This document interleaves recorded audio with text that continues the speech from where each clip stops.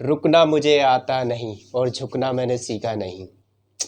ये पुष्पा का नहीं, ये डायलॉग मेरा है। चलिए आज हम सिखाते हैं तुम्हें परसेंटेज। हम बार बार आपको बता चुके हैं कि हम एसएससी की प्रिपरेशन करा रहे हैं और हमारा जो चैनल है उसका पर्पज़ ही ये है कि किस तरीके से आपको आपका इम्प्रूवमेंट हो, आपका सिलेक्शन हो, आपको जॉब मिले। तो इसके लिए हम देखिए आज हम नए टॉपिक को लेकर आते हैं और हर बार की तरह आपको पूरा कवर करा रहे हैं।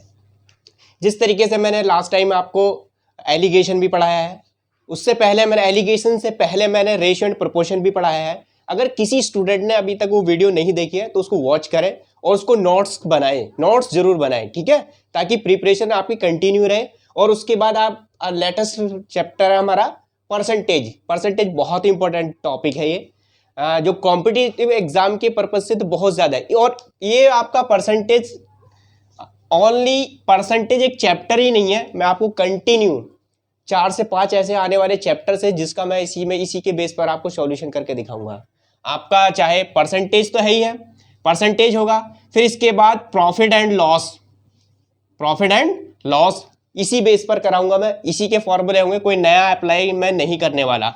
उसके बाद सिंपल इंटरेस्ट, साधारण ब्याज, ठीक है, सिंपल इंटरेस्ट यानी एसआई भी मैं इसी बेस पर कराऊंगा जिस तरीके से मैं आपको परसेंटेज पढ़ाऊंगा सेम।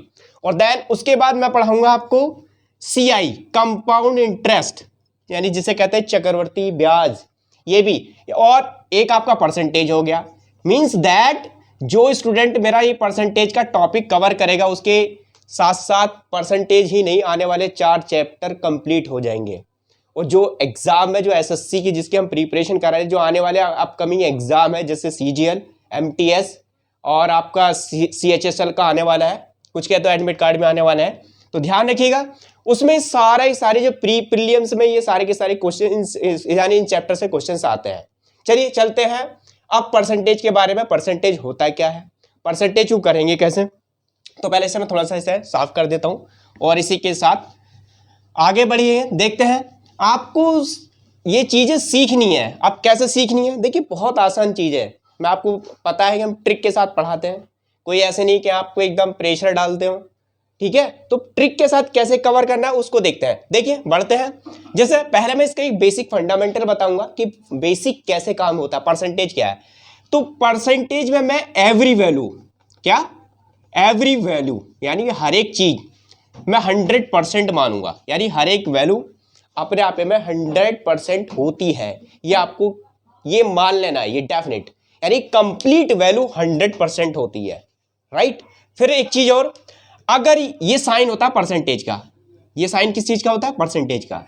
अगर किसी कोई वैल्यू है मेरे पास सपोज दैट मेरे पास ये लिखा 32%, मीन्स दैट, इसका मीन्स क्या है, इसका मीन्स ये है कि इस वैल्यू को मैं क्या करूंगा 32 यानी कि इसे 100 से डिवाइड करूंगा। इसका मतलब क्या है, इसे मैं 100 से डिवाइड करूंगा, तो इस परसेंटेज को साइन नहीं लगाऊंगा उस केस में, राइट। यानी कि अगर किसी वैल्यू के यानी किसी नंबर के साथ और ये साइन लगाओ जिसे हम परसेंटेज का साइन कहते हैं, अगर इसको रिमूव करना हो तो इसे 100 से डिवाइड करना होगा। समझ में आ गया, ठीक है। आगे बढ़ते हैं।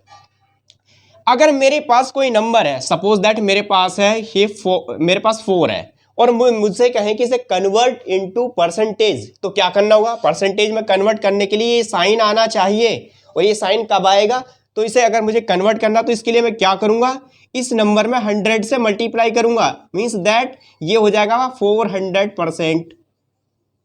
ये बात समझ में आ गई।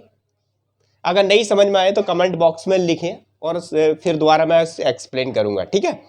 मींस दैट मैंने आपको यहाँ ये चीज समझाई है कि परसेंटेज का ये साइन होता है, इसको लगाया कैसे जाता है और रिमूव कैसे किया जाता है। समझ में आ गया, ठीक है। उसके बाद देखिए परसेंटेज, ये तो ये हो गया बेसिक चीज। अब मैं आपको बताता हूं इसका और मैं कहां यूज करूंगा परसेंटेज का। देखिए परसेंटेज सबसे पहले मैं आपको बताता हूं, सपोज दैट आपको परसेंटेज कैसे फाइंड आउट करते हैं, ठीक है। तो मैं ज्यादा किसी बेसिक से नहीं, आपके जैसे आपने 10th या 12th वॉट एवर जो भी आपकी या अपकमिंग जो भी जिसमें आप परसुइंग हो, आप परसेंटेज कैसे काउंट करते हैं आप अपनी, मैं उसी के बेस पे बात करूंगा। जैसे सपोज दैट किसी स्टूडेंट के मार्क्स आए 320, सपोज दैट, ठीक है। कितने मार्क्स आए 320, यानी इसे कहते हैं गेन, क्या, या गेन कहते हैं या ऑब्टेन मार्क्स, क्या कहते हैं इसे, ऑब्टेन मार्क्स। कितने आए उसके, 320। और टोटल मतलब किस में से आए, टोटल कितने हैं, टोटल है सपोज 500, सपोज दैट 500। तो परसेंटेज कैसे काउंट होगी, मैं आपको बता दूं, परसेंटेज ये साइन होता है, परसेंटेज काउंट होगी ऑब्टेन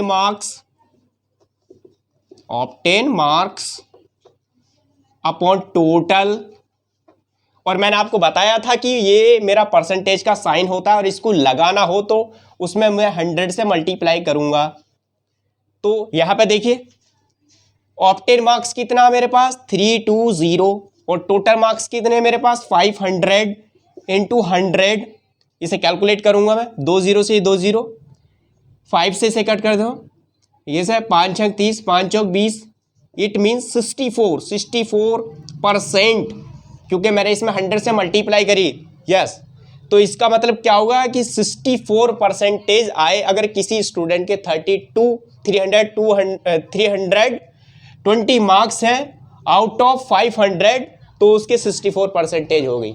समझ आ गई ये बात, ये समझ में आ गया। यानी कि मैं अब ये मान के चलता हूँ आपको परसेंटेज, ये तीन मैं आपको इस बातें समझ में आ गई होगी कि परसेंटेज होता क्या है। कंप्लीट वैल्यू परसेंटेज में 100 होती है।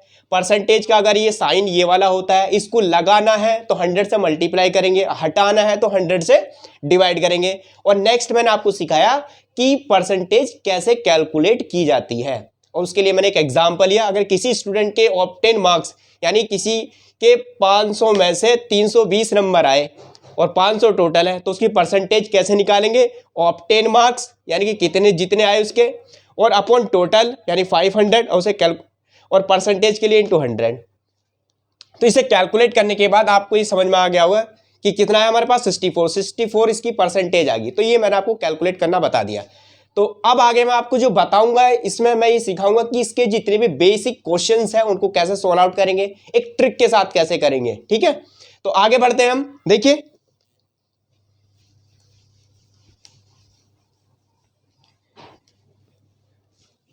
मेरे पास कुछ नंबर्स हैं, जैसे फर्स्ट नंबर, ये सेकंड नंबर और ये थर्ड नंबर। देखिए क्वेश्चन किस तरीके से आता है मैं आपको बताऊंगा। मेरे पास सपोज करो पहला नंबर है 4, 40, ये 50 and this is 60, what ever कुछ भी हो सकते हैं। मैं जस्ट एक एग्जांपल लेके बता रहा हूं, फिर मैं आपको क्वेश्चंस भी कराऊंगा। राइट, तो मेरे पास पहला क्वेश्चन किस तरीके से आता है कि पहली ये 40 जो 50 का कितना परसेंटेज है। समझ में आया क्वेश्चन मेरा, फिर दोबारा समझो कि 40 50 का कितना परसेंट है। तो कैसे कैलकुलेट करूंगा, जिसका पूछेगा उसे ऊपर लिखेंगे, जिसका किसका पूछा था मैंने इसमें 40 का, जिसका पूछेगा उसे ऊपर लिखूंगा, जिसमें से पूछेगा उसे नीचे लिखूंगा, और परसेंटेज के लिए 100 की मल्टीप्लाई करूंगा। इसका मतलब ये हो गया जैसे 40 जो 50 का कितना प्रतिशत है, ठीक है, या परसेंटेज है, तो इसे कैलकुलेट कर लूंगा। तो इसे कैलकुलेट करने के लिए ये कितना आ जाएगा, एक 0 से 0 और 5 दूनी 10 यानी कि 40 दूनी 80% है। देखिए एक बात समझ में आ गई, ये तो होगी पहली बात कि क्वेश्चन अगर हमसे ये कहे कि ये वाला पहला वाला नंबर दूसरे वाले नंबर का कितना प्रतिशत है, इट मीन्स तो हम ये वाला अप्लाई करेंगे। ये बात क्लियर समझ आ गया। देखिए फिर आगे दूसरा तरीका क्या, दूसरा क्वेश्चन किस तरीके से बनाता है ये कि सेकंड वाला नंबर पहले वाले का कितना प्रतिशत, उल्टा भी तो पूछ सकता है ना, या तो फिर कैसे कैलकुलेट करेंगे, जिसे पूछे, मैंने क्या बताया, जिसे पूछे उसे ऊपर लिखेंगे, जिसे पूछे उसे ऊपर लिखेंगे। लिखने के बाद लिखो 50 का पूछा तो 50 को ऊपर, किस में से पूछा उसे नीचे लिखेंगे, इंटू 100। कैलकुलेट करो इसे, ठीक है। देखिए ये 0 से 0, 4 से ये 25 बार, अब 25 पंजे 125% यानी कि दूसरा वाला नंबर पहले वाले का 125% है, और इस यहां पर हमने निकाला था पहला वाला नंबर दूसरे का कितना प्रतिशत है। समझ आ गई बात। अब आगे बढ़ते हैं हम, देखिए और आगे थर्ड टाइप से कैसे पूछता है ये, 2 नंबर नहीं, थर्ड टाइप में क्या पूछेगा उसके साथ। देखिए ये बहुत आसान और बेसिक तरीके से बताने की कोशिश कर रहा हूँ। ऐसे बुक्स में तो बहुत लंबे तरीके से होता है, क्वेश्चन भी बड़े बड़े लिखेंगे आपको, और सॉल्यूशन तो बस समझो कि इतने बड़े बड़े होते हैं कि अगर उतना टाइम अगर एग्जाम में करने लगे तो बस तो कैलकुलेशन करते रह जाएंगे। लेकिन हमें ऐसा करना ही नहीं है, हम करते हैं हार्ड वर्क नहीं स्मार्ट वर्क। यही अल्टीमेट प्लेटफॉर्म की खासियत है, यही हमारे चैनल की खासियत है कि हम हर एक चीज को आप पे थोपते नहीं है। मतलब हम ये चाहते हैं कि प्रीसाइज मतलब एक शॉर्टेज तरीके से आपको एक पूरा एकदम उसमें से कुछ छूटे भी नहीं, और आपको पूरा एकदम जैसे होता है ना गागर में सागर भर देना, ऐसा काम हम करते हैं। ठीक है, चलिए बढ़ते हैं आगे। तो अब आगे मैं आपको क्या बताने वाला हूं, देखिए उसको थोड़ा सा अच्छे से समझेंगे। थोड़ा सा अगर ये कंसेप्ट आपने मेरे समझ लिए ना, तो आने वाले 4 से 5 चैप्टर आप ऐसे उड़ा दोगे, समझ में आ गया। ठीक है, देखो अब बढ़ते हैं। देखिए थर्ड टाइप से मैंने क्या क्या कह सकता है, थर्ड टाइप में क्या पूछ सकता है कि पूछेगा कैसे कि 40-50 से कितने प्रतिशत कम है। क्वेश्चन को मेरा अच्छे से समझ लेना।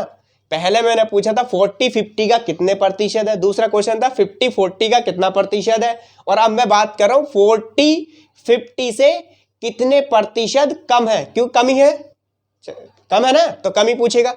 तो अब इसके लिए क्या करेंगे, दोनों का डिफरेंस कितना है इसमें 10, दोनों का क्या लेना है, डिफरेंस लेना। डिफरेंस इन द सेंस कि ज्यादा वाले में से कम वाले को घटाना है। आप ऐसे मत करना कि 40 में से 50 गए तो माइनस 10 बचे। मैंने बोला है डिफरेंस लेना। डिफरेंस का मतलब ये होता है ज्यादा वाले में से कम वाले को घटाना है। ठीक है, तो कितना आया 10। किसका पूछा, अब इसने पूछा कि 40-50 से कितने प्रतिशत कम। अगर कम पूछे तो जो दोनों में बड़ा वाला नंबर हो उससे डिवाइड करना है। ध्यान रखना, कम वाले में क्या करना है, जो ज्यादा वाला दोनों में से जो बड़ा वाला नंबर होगा उससे डिवाइड करना है कम वाले में। ये बात समझ आएगी। ऐसे भी याद कर सकते हैं भाई, ज्यादा से डिवाइड करेंगे जब भी तो वैल्यू कम आएगी। ऐसे इस चीज को याद करने के लिए अगर मैं कम वाले से डिवाइड करूं वैल्यू ज्यादा आएगी, और ज्यादा वाले डिवाइड करूंगा वैल्यू कम आएगी। कम पूछा है उसने तो ज्यादा वाले से डिवाइड करूं। क्लियर, देखिए। और परसेंटेज के लिए मैं क्या करूंगा 100। ठीक है, इसको कैलकुलेशन कर लो, 50 दूनी 100 और 10 दूनी 20, इट मीन्स 20%। क्या आया ये 20%। It means 40 is less than 10, और ये 10 जो है 50 से 20% कम है। या ये कह सकता हूं मैं 40 जो है 50 से 20% कम है। ये बात क्लियर होगी। ठीक है, आगे बढ़ते हैं अब हम। 4 टाइप से कैसे पूछ सकता है वो, इसका रिवर्स भी तो पूछ सकता है ना कि 50-40 से कितने प्रतिशत ज्यादा है। तो उसके लिए क्या करना है मुझे, जस्ट सेम वर्क है। ज्यादा बोला है और लास्ट जो मैंने इसमें जो करा था, इसका जो सॉल्यूशन करा था उसमें बताया था कि कम, और इसमें बोल रहा हूं ज्यादा, यानी 50 तो ज्यादा है ना 40 से। तो ये कह रहा है कि 50-40 से कितने प्रतिशत ज्यादा है।